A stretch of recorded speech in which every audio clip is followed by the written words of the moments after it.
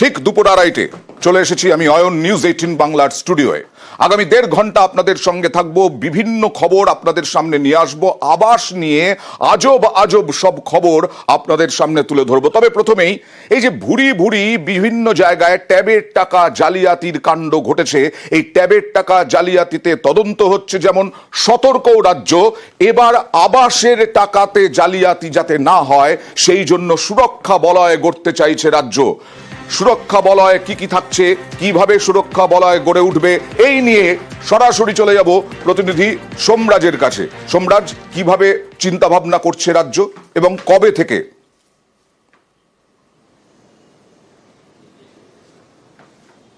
দেখো, ইতিমধ্যেই গোটা বিষয়টি নিয়ে প্রশিক্ষণ দেওয়াও হয়ে গেছে পঞ্চায়েত দপ্তরের আধিকারিকদের, জেলায় জেলায় যারা রয়েছেন। শুধু তাই নয়, জলপাইগুড়ি জেলায় গোটা বিষয়টি নিয়ে পাইলট প্রজেক্ট হিসাবেও কাজ শুরু করা হয়েছিল। বিষয়টা হচ্ছে যে আবাস যোজনার যারা উপভোক্তা, যারা নির্বাচিত উপভোক্তা, যারা টাকা পাবেন, তারা টাকা পাওয়ার আগে বেশ কয়েক দফা যাচাই পর্ব হবে এবং সেই যাচাই পর্বটা হবে যাতে সরাসরি অ্যাকাউন্টে, তারাই যাতে অ্যাকাউন্টে টাকাটা পান। এর জন্য অ্যাকাউন্ট ভ্যালিডেশনের যে কাজ, সেই অ্যাকাউন্ট ভ্যালিডেশনের কাজ গ্রামে গ্রামে অর্থাৎ বিভিন্ন গ্রাম পঞ্চায়েতগুলিতে ক্যাম্প করে করবেন বিডিওরা, পঞ্চায়েত দপ্তরের আধিকারিকরা। অ্যাকাউন্ট ভ্যালিডেশনের জন্য ক্যাম্প কখন হবে, কিভাবে হবে, এর জন্য রাজ্য পঞ্চায়েত দপ্তরের তরফে একটি পোর্টাল করা হচ্ছে।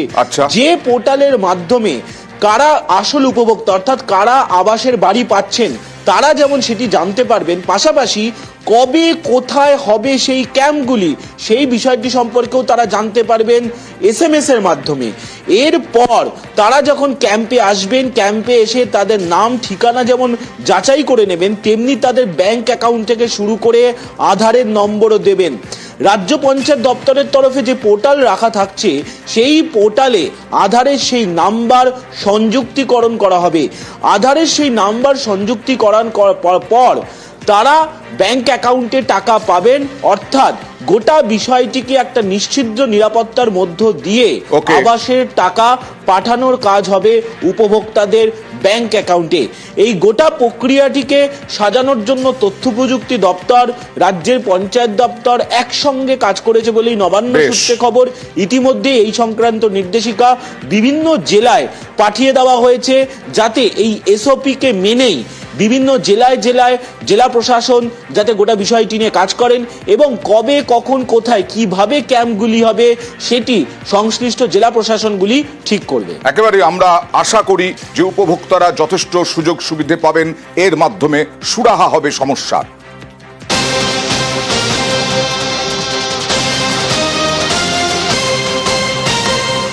আর এই যে শুরুতেই বলছিলাম আবাসে সব আজব আজব কাণ্ড, আবাসের তালিকায় নাম থাকা নিয়ে খুন হয়ে গেলেন এই ব্যক্তি সমীরণ পণ্ডিত। তার খুড়তুতো ভাইয়ের হাতেই গ্রেফতার, খুন হলেন। এটা উলুবেড়িয়ার ঘটনা। তার খুড়তুতো ভাই এবং তার সঙ্গীদের বিরুদ্ধে অভিযোগ, বিরাট অভিযোগ। কেন? সরাসরি চলে যাব সন্তুর কাছে, আমাদের প্রতিনিধি। কেন এই ব্যক্তিকে খুন হতে হলো? আবাসের তালিকা নিয়ে কি এমন হলো যে তার খুড়তুতো ভাই মেরে ফেললেন?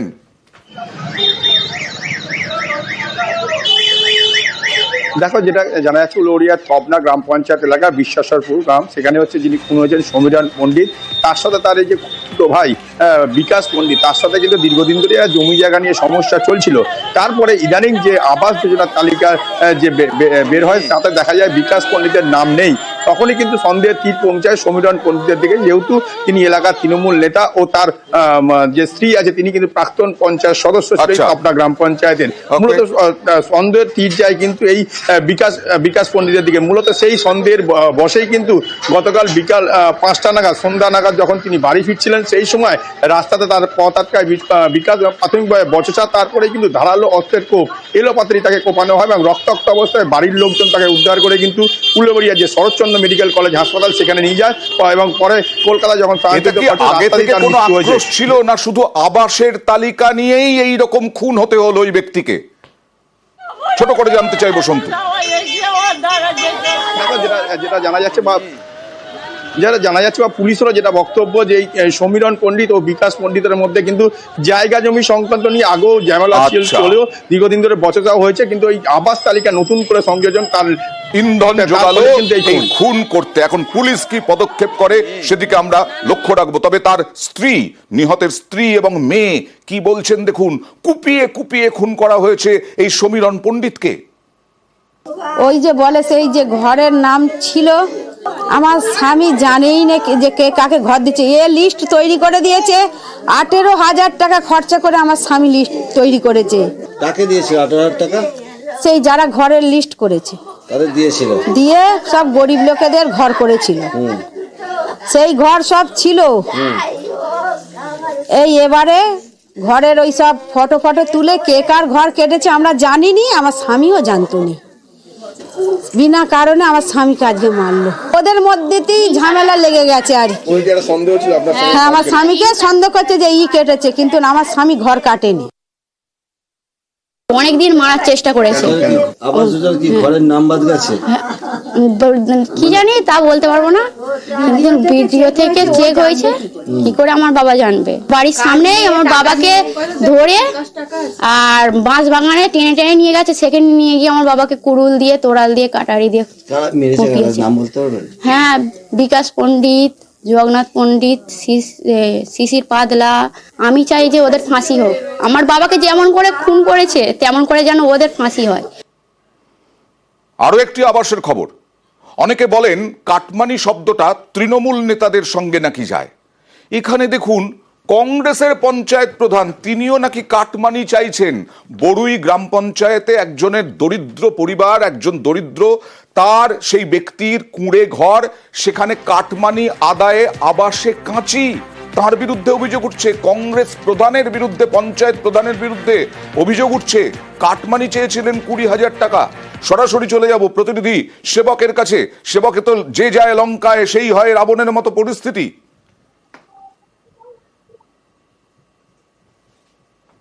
একদম দেখো, বড়ুই পঞ্চায়েতের যে ঘটনা বা যে অভিযোগ সামনে এসেছে, অন্তত উপভোক্তা বয়স্ক মহিলা তিনি বলছেন কয়েকদিন আগেও, 3-4 দিন আগেও তিনি জেনে এসেছেন প্রাথমিক তালিকায় তার নাম এসেছে।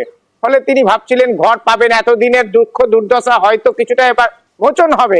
কিন্তু প্রধান, কংগ্রেসের প্রধান, এখানে জোট পরিচালিত পঞ্চায়েত, সেখানে নাকি 20,000 টাকা দাবি করেছিলেন। আর সেই টাকা এতটাই গরিব তিনি দিতে পারেননি। আর চূড়ান্ত তালিকা যখন গ্রাম সভাতে টাঙানো হয় তখন তিনি দেখেন যে তার নাম নেই। এতেই ক্ষোভে ফেটে পড়েছেন তিনি বলছেন টাকা দেননি তাই তিনি পেলেন না। আমি একবার দেখি নূরজাহান বিবি তিনি কি বলছেন, কি অভিযোগ করছেন। নামের সবাই বলে তোমার নাম আছে, এই সামান্য 3 দিন হলো আমার নামটা কাটার। তার জন্য আমার কাছে চাইছিল 20,000 টাকা, আমি দিতে পারলাম না। কি দাবি করেছিল? টাকা প্রধান সাহেব দাবি করেছিল। আমি টিএমসি পার্টি করি, ও আছে কংগ্রেস, আমি টিএমসি। তার জন্য আমার নিজস্ব আছে, তবুও আমার ঘরটা কেটে দিল। শুধু তো পঞ্চায়েত প্রধানের উপরে নির্ভর করে না সেবক, বিডিও তো আছেন। তার কি বক্তব্য? কেন আবাসের, যদি তাই হয় যে তিনি 3 দিন আগে নাম দেখেছেন তারপরে তার নাম কাটা গেছে, অন্য ঊর্ধ্বতন কর্তৃপক্ষের কাছে গেছেন তিনি? নূরজাহান বিবি।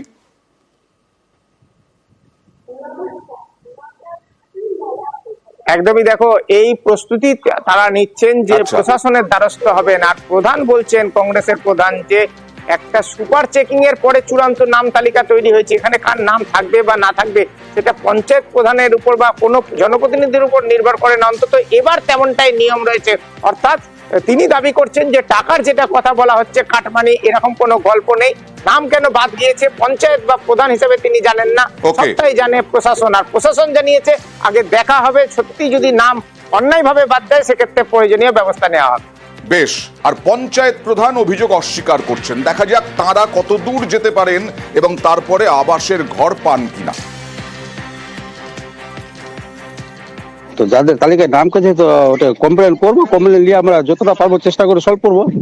এবার যেটা ইনকোয়ারি টিম যেটা সার্ভে করে যেটা পেয়েছে দাদা ওটাই পেয়েছে। এবার সার্ভে তো আমরা করিনি, আমাদের পঞ্চায়েত লেভেল থেকে কিছু ছিল না, যা করেছে ব্লক লেভেল থেকে করেছে। কটা বঞ্চিত আছে না আছে ওটা যারা ইনকোয়ারি টিম করেছে দাদা ওরাই বলতে পারবে, এবার অফিস লেভেলই বলতে পারবে। অনেক ক্ষেত্রে আমরা দেখেছি তৃণমূলেরই পঞ্চায়েত সদস্য, তার প্রয়োজন, কিন্তু বিতর্কে জড়াতে চান না, তাই আবাস তালিকা থেকে নাম বাদ দেওয়ার কথা বলেছেন অনেকে। কিন্তু এখানে দেখুন পঞ্চায়েতের উপপ্রধান, তার পাকা বাড়ি, বিরাট জলের ট্যাঙ্ক, সেই পাকা বাড়ি সত্ত্বেও সেই পঞ্চায়েত উপপ্রধানের একেবারে তালিকায় নাম, আবাস তালিকায় নাম, আবাস যোজনায় নাম মিসানুর বিশ্বাসের, মালেপাড়ার তৃণমূল সভাপতির ভাইপো। যোগ্য উপভোক্তারা বঞ্চিত বলে সরব বিরোধীরা, তালিকায় কিভাবে নাম? সরাসরি কথা বলবো প্রতিনিধি প্রণবের সঙ্গে। প্রণব, কিভাবে নাম? দেখো, সেই নামটা কি করে এলো সেটাই এখন তদন্ত করে দেখা হবে বলে কিন্তু ব্লক অফিস থেকে জানানো হচ্ছে, প্রশাসনের তরফ থেকে। যদি এই মিশানুর বিশ্বাস, সে একটা পঞ্চায়েত যে রয়েছে তারই উপপ্রধান, এবং তার অভিযোগ যে 2018 সালে যখন এই লিস্ট তৈরি হয় তখন তার কাঁচা বাড়ি ছিল, সেই কারণে এই তার নাম এসেছে। এরপর সে পাকা বাড়ি করেছে, অতএব তার সেক্ষেত্রে কোনো দায়িত্ব নেই। তবে তার কাকা, সে হচ্ছে কিন্তু আবার তৃণমূলের অঞ্চল সভাপতি। তাই বিরোধীরা কিন্তু আঙুল তুলতে শুরু করেছে যে যারাই নেতা নেত্রী তাদেরই নাম উঠছে, কিন্তু আসল যারা গরিব মানুষ তাদের কিন্তু নাম নেই। আমি প্রণব আসবো তোমার কাছে। দেখি পঞ্চায়েত উপপ্রধান, তার বক্তব্যটা একবার দেখাই। 2018 সালে ইনকোয়ারি করেছিলাম, তখন তো আমি সাধারণ কর্মী ছিলাম, তখন নামটা ছিল লিস্ট থেকে। আমি নামটা কাটার জন্য অ্যাপ্লিকেশন করেছি, ভিডিওকে আমার সেন্ড করা হয়নি, আমার সেন্ড করার কথা। হয়তো মনে করেছি থাকার দরকার আছে তাই রেখে দিয়েছি, কিন্তু আমার ইচ্ছা নাই।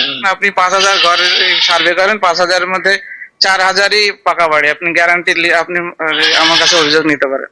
এই যে বললেন না প্রণব, 2018 সালে যখন সার্ভে হয়েছিল তখন তার কাঁচা বাড়ি ছিল, আর আজকে 2024-এ তার পাকা বাড়ি, বড় বাড়ি হয়ে গেছে।